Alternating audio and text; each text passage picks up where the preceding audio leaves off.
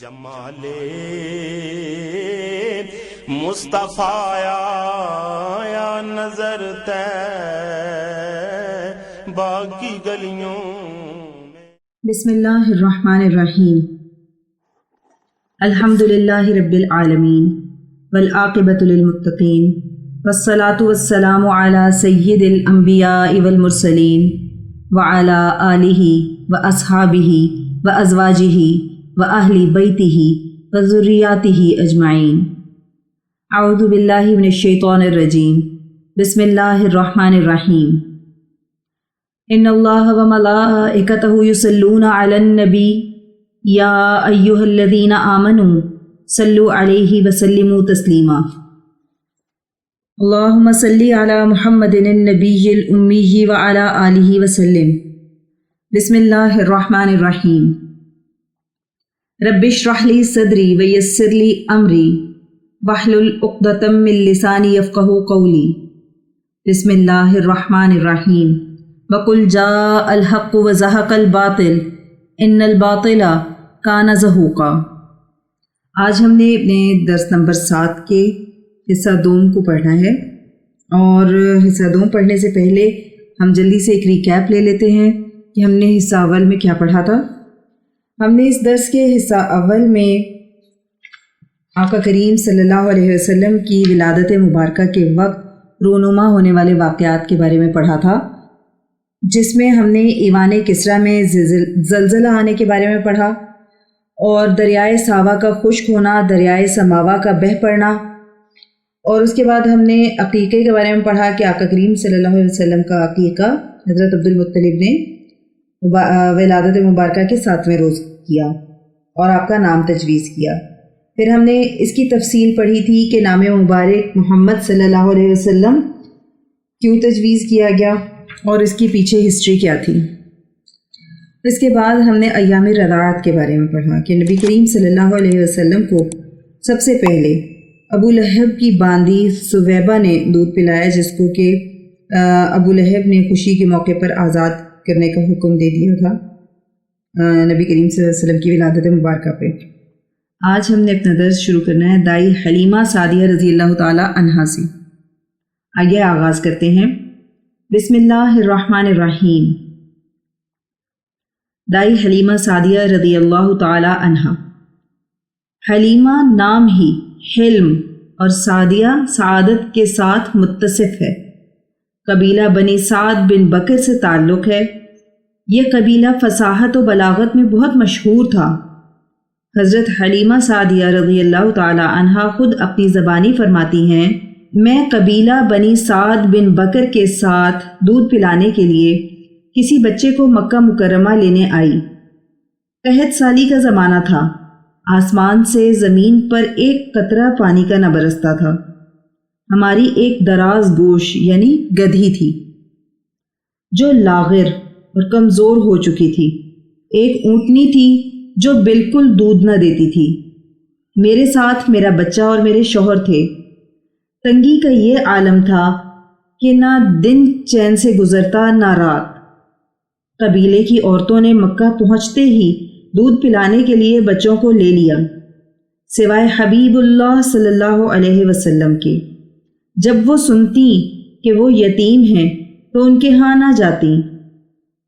میں نے اپنے شوہر سے کہا، خدا کی قسم بغیر بچہ لیے مکہ مکرمہ سے لوٹنا مجھے اچھا معلوم نہیں ہوتا۔ میں جاتی ہوں اور اسی یتیم بچے کو لے لیتی ہوں، میں اسی کو دودھ پلاؤں گی۔ اس کے بعد میں گئی۔ میں نے دیکھا کہ حضور صلی اللہ علیہ وسلم دودھ سے زیادہ سفید اونی کپڑے میں لپٹے ہوئے ہیں، اور آپ صلی اللہ علیہ وسلم سے مشک و عنبر کی خوشبوئیں آ رہی ہیں، اور آپ صلی اللہ علیہ وسلم کے نیچے سبز حریر بچھا ہوا ہے اور آپ آرام فرما رہے ہیں۔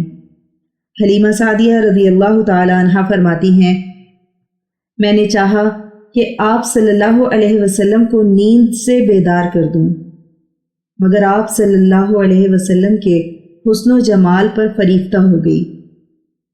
پھر میں نے آہستہ سے قریب ہو کر اپنے ہاتھوں میں اٹھا کر اپنا ہاتھ آپ صلی اللہ علیہ وسلم کے سینہ مبارک پر رکھا تو آپ صلی اللہ علیہ وسلم نے تبسم فرمایا اور اپنی چشمان مبارک یعنی آنکھیں کھولیں اور میری طرف نظر کرم فرمائی۔ آپ صلی اللہ علیہ وسلم کی آنکھ مبارک سے ایک نور نکلا جو آسمان تک پرواز کر گیا۔ میں نے آپ صلی اللہ علیہ وسلم کے دونوں چشمان مبارک کے درمیان بوسہ دیا اور اپنی گود میں بٹھا لیا تاکہ دودھ پلاؤں۔ میں نے اپنا داہنا پستان آپ صلی اللہ علیہ وسلم کے دہن مبارک میں دیا۔ آپ صلی اللہ علیہ وسلم نے دودھ نوش فرمایا۔ پھر میں نے چاہا کہ اپنا بایاں پستان دہن مبارک میں دوں تو آپ صلی اللہ علیہ وسلم نے نہ لیا اور نہ پیا۔ حضرت ابن عباس رضی اللہ تعالی عنہ فرماتے ہیں کہ اللہ سبحانہ و تعالی نے آپ صلی اللہ علیہ وسلم کو ابتدائی حالت میں ہی انصاف ملحوظ رکھنے کا الہام فرما دیا تھا، اور آپ صلی اللہ علیہ وسلم جانتے تھے کہ ایک ہی پستان کا دودھ آپ کا ہے، کیونکہ حلیمہ سعدیہ رضی اللہ تعالی عنہا کا اپنا ایک لڑکا بھی ہے۔ حضرت حلیمہ سعدیہ فرماتی ہیں کہ پھر میں آپ صلی اللہ علیہ وسلم کو اپنی جگہ پر لے آئی اور شوہر کو دکھایا، اور وہ بھی آپ صلی اللہ علیہ وسلم کے جمال مبارک پر عاشق ہو گئے اور سجدہ شکر ادا کیا۔ پھر اپنی اونٹنی کے پاس گئے تو دیکھا کہ اونٹنی کے تھن بھرے ہوئے ہیں، حالانکہ پہلے ایک قطرہ بھی نہ تھا۔ انہوں نے اسے دوہا، خود بھی پیا اور میں نے بھی پیا، پھر خیر و برکت کے ساتھ چین کی نیند سوئے۔ اس سے پہلے کبھی ایسی نیند نہ سوئے تھے۔ میرے شوہر نے کہا، اے حلیمہ مبارک ہو، تم ایسی ذات کو لائی ہو جو سراپا خیر و برکت ہے۔ حضرت حلیمہ سعدیہ رضی اللہ تعالی عنہا فرماتی ہیں کہ اس کے بعد ہم چند راتیں مکہ میں رہے۔ ایک رات میں نے دیکھا کہ ایک نور آپ صلی اللہ علیہ وسلم کے گرد گھیرا ڈالے ہوئے ہے۔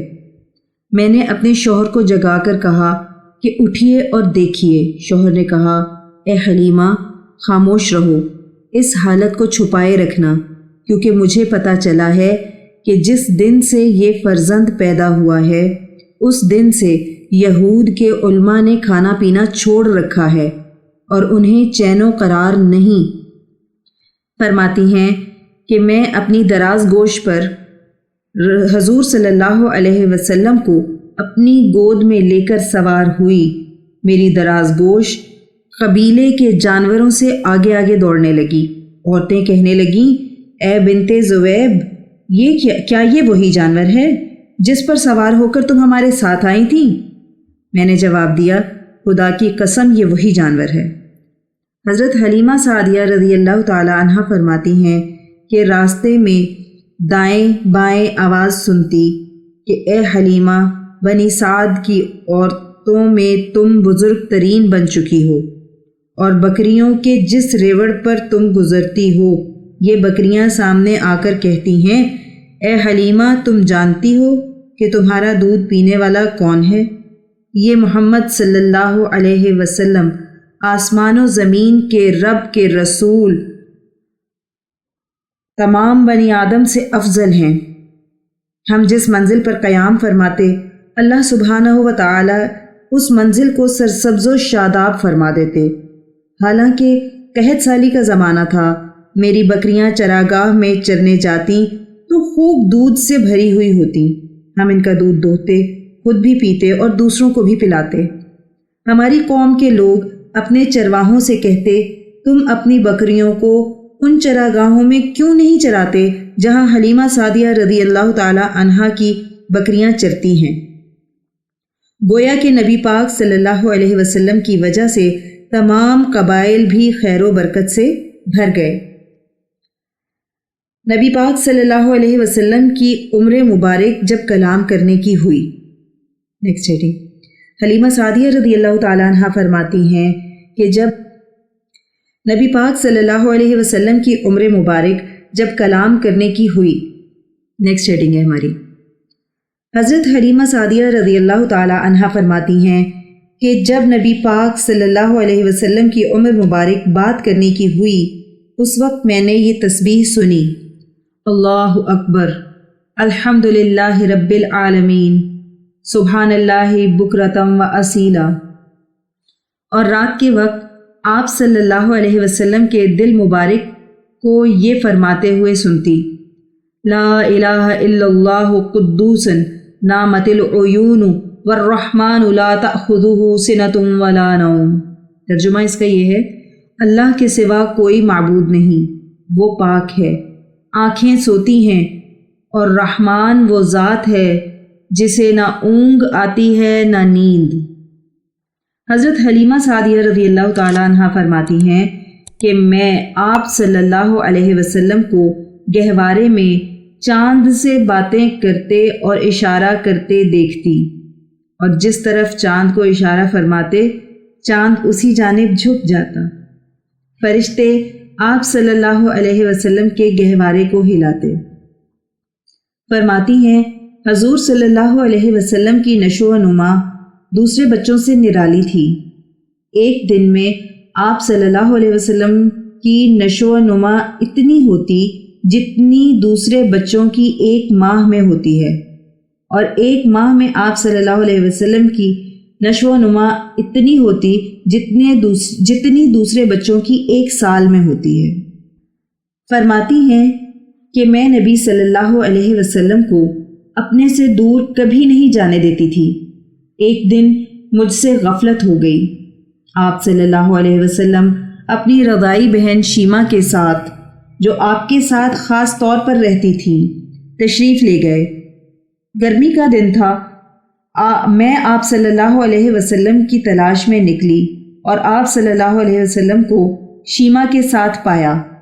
میں نے شیما سے کہا کہ بھائی کو گرمی اور لو میں کیوں لے کر آئی ہو؟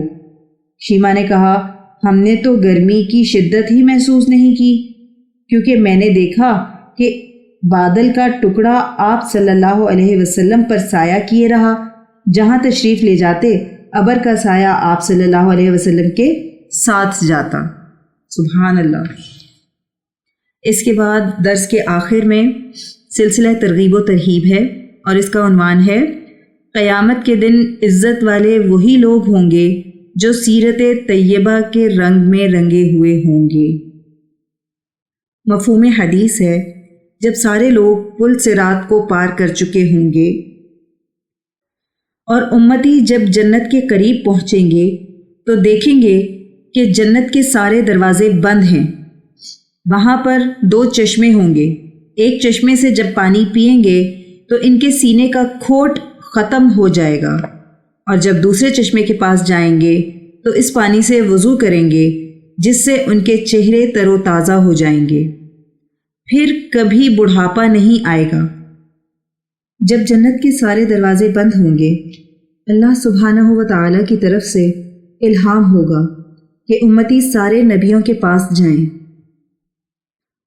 براہ راست آپ صلی اللہ علیہ وسلم کے پاس بھی جا سکتے تھے، لیکن محبوب صلی اللہ علیہ وسلم کی شان بڑھانا مقصود ہوگی۔ اللہ پاک یہ سارا مجمع حضرت آدم علیہ السلام کے پاس بھیجیں گے۔ امتی کہیں گے، اے ابا جان، ہمیں جنت میں لے جائیں۔ حضرت آدم علیہ السلام فرمائیں گے، میں نے ہی تو تمہیں جنت سے نکلوایا تھا، میں تمہیں کیسے جنت میں لے جاؤں؟ اس کے بعد حضرت نوح علیہ السلام کے پاس، پھر حضرت ادریس علیہ السلام کے پاس، پھر حضرت ابراہیم علیہ السلام کے پاس، آخر میں حضرت عیسیٰ علیہ السلام کے پاس جائیں گے اور عرض کریں گے، اے روح اللہ، آپ ہی کچھ کرے۔ حضرت عیسیٰ علیہ السلام فرمائیں گے، میں تمہیں بتاتا ہوں کہ یہ دروازہ کون کھول سکتا ہے۔ اشارہ فرمائیں گے کہ محمد صلی اللہ علیہ وسلم ہی کھول سکتے ہیں۔ امتی جائیں گے، عرض کریں گے، اے حبیب اللہ، اے رسول اللہ، یا رحمت للعالمین صلی اللہ علیہ وسلم، استفتح لنا الابواب، جنت کا دروازہ ہمارے لیے کھلوا دیجئے۔ آپ صلی اللہ علیہ وسلم فرمائیں گے، میں ہی کھولوں گا یہ دروازہ۔ 3 مرتبہ یہی ارشاد فرمایا۔ اس دن اللہ سبحانہ و تعالی اپنے محبوب صلی اللہ علیہ وسلم کی شان بڑھائیں گے۔ اللہ کے حبیب صلی اللہ علیہ وسلم لمبا سجدہ کریں گے اور اللہ تعالیٰ کی ایسی تعریف بیان کریں گے کہ آپ صلی اللہ علیہ وسلم فرماتے ہیں کہ اپنی تعریف اللہ عز و جل خود مجھے الہام فرمائیں گے۔ پھر اللہ سبحانہ و تعالیٰ فرمائیں گے، یا محمد صلی اللہ علیہ وسلم ارفع رأسک اشفع تشفع، اے محبوب صلی اللہ علیہ وسلم اپنا سر مبارک سجدے سے اٹھائیے، مانگیے جو مانگنا ہے، شفاعت کیجیے قبول کی جائے گی۔ اس کے بعد ایک سواری اڑتی ہوئی آئے گی اور آپ صلی اللہ علیہ وسلم کے پاس آ کر رکے گی۔ آپ صلی اللہ علیہ وسلم اس سواری پر تشریف فرما ہوں گے، ایک رسی سواری کے ساتھ ہوگی، وہ نیچے کی طرف گرائی جائے گی۔ رسی کے نیچے گرنے سے مراد وہ سواری خود نہیں چلے گی، کوئی چلانے والا آئے گا، کوئی خادم ہوگا۔ اعلان ہوگا، حضرت بلال حبشی رضی اللہ تعالی عنہ سید العرب سب سے پیچھے رہ گئے۔ مکہ میں سب سے زیادہ تکلیف اٹھانے والے بلال رضی اللہ تعالی عنہ ہی ہیں، ہر کوڑے پر احد احد کہنے والے، ان کو بلایا جائے گا۔ حضرت بلال رضی اللہ تعالی عنہ ہی سواری کی رسی پکڑ کر آگے آگے چلیں گے۔ پھر آپ صلی اللہ علیہ وسلم فرماتے ہیں کہ میں جنت کے دروازے پر دستک دوں گا، آواز آئے گی، کون؟ فرمائیں گے، انا محمد الرسول اللہ صلی اللہ علیہ وسلم۔ رضوان جنت کا داروغہ کہے گا، اے اللہ کے رسول صلی اللہ علیہ وسلم، اللہ کا حکم تھا کہ جب تک محبوب صلی اللہ علیہ وسلم نہ آئیں دروازہ نہ کھولنا۔ میں کبھی کسی کے لیے کھڑا نہیں ہوا، صرف آپ کے لیے کھڑا ہوا ہوں۔ آپ صلی اللہ علیہ وسلم جنت میں داخل ہوں گے، فرماتے ہیں کہ میرے ساتھ میری امت کے فقراء داخل ہوں گے۔ پھر فرمایا، میرا ایک امتی ایسا ہے جب وہ آئے گا تو جنت کے 8 دروازے کھول دیے جائیں گے، مرحبا مرحبا کے نعرے ہوں گے، ہر دروازے سے پکار ہوگی، آپ ادھر آ جائیں، آپ ادھر آ جائیں۔ اس وقت حضرت سلمان فارسی رضی اللہ تعالی عنہ نے اپنی گردن اونچی کی اور عرض کی، یا رسول اللہ صلی اللہ علیہ وسلم، یہ بڑی شان والا کون ہوگا؟ فرمایا، صدیق اکبر رضی اللہ تعالی عنہ۔ پھر فرمایا، جنت میں نے ایک محل دیکھا، زمرد، موتی اور یاقوت کا۔ پوچھا کہ کس کا ہے؟ تو فرمایا کہ ایک قریشی کا۔ آپ صلی اللہ علیہ وسلم نے فرمایا، میرے دل میں خیال آیا کہ یہ میرا ہوگا، تو بتایا گیا کہ اے اللہ کے حبیب صلی اللہ علیہ وسلم، یہ محل آپ کے غلام حضرت عمر بن خطاب رضی اللہ تعالی عنہ کا ہے۔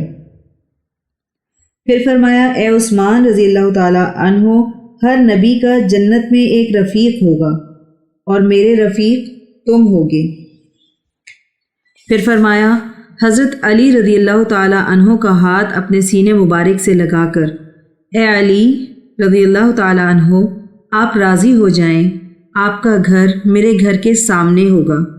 یہ وہ حضرات ہیں جن کو دنیا میں ہی جنت کی بشارت مل گئی۔ اگر ہم بھی کامل اتباع کر لیں تو رضی اللہ عنہم ورضوا عنہ کا خطاب ہمیں بھی مل سکتا ہے۔ اللہ عز و جل ہمیں کامل اتباع نصیب فرمائے، آمین۔ یہاں ہمارا درس نمبر 7 مکمل ہو گیا۔ آئیے دعا کر لیتے ہیں۔ اللہ جل شانہ سے دعا ہے کہ وہ ہماری اس کاوش کو قبول فرمائیں اور اس کو ہماری بخشش کا ذریعہ بنا دیں، اس کو قیامت تک امت کے لیے ہدایت اور عشق نبی صلی اللہ علیہ وسلم کا ذریعہ بنا دیں۔ اے اللہ، جو کچھ پڑھا سنا اس کا ثواب نبی کریم صلی اللہ علیہ وسلم کو تحفتاً، ہدیتاً، نذرانتاً، محبتاً، عقیدتاً پیش کرتے ہیں، قبول و منظور فرما لیجئے۔ الہی، نبی کریم صلی اللہ علیہ وسلم کی برکت سے تمام انبیاء کرام، خلفائے راشدین، امہات المؤمنین، اہل بیت اطہار، صحابہ کرام، صحابیات، اولیاء اللہ، شہداء، صدیقین، صالحین، مومنین، مومنات، مسلمین، مسلمات کو پیش کرتے ہیں، قبول و منظور فرما لیجیے۔